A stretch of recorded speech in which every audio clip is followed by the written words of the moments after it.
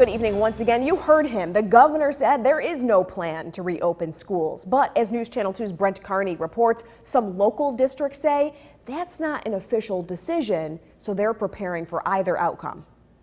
It's been about 5 weeks since these hallways were filled with kids here in Rome, and now the district says they're waiting on a decision from the state on whether or not they can reopen. We've been doing online. Rome Superintendent Peter Blake says the district still remains in limbo on whether or not they will reopen in some form this year. The governor, in his press conference yesterday, saying there is no plan for schools to reopen this year.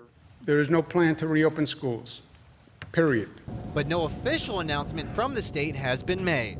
But relative to how the governor saying, it's hard to say what's going to happen. And one day he's saying maybe we're going to open in May, and the next day he's saying there's no plan to the end of the year. So we keep on every day moving forward as if we may have a plan to open in late May, but it would be nice for someone to make a decision so we could move on with planning.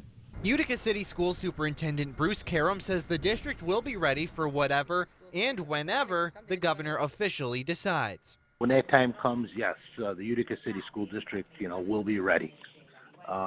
We have been planning, we've been proactive on this all along. We started planning for this back in February.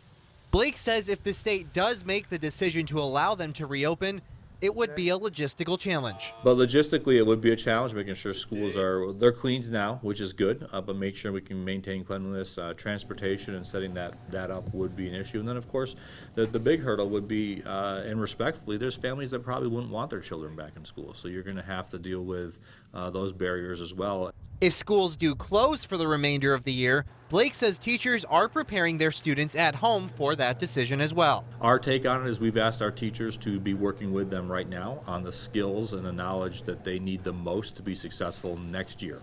So whatever those top priorities are that a kid would need to be successful moving on to next year would be what we hope for. Coming up at 6, how both districts are doing with online learning and Rome's possible plan for this year's graduation. In Rome, Brent Carney, News Channel 2.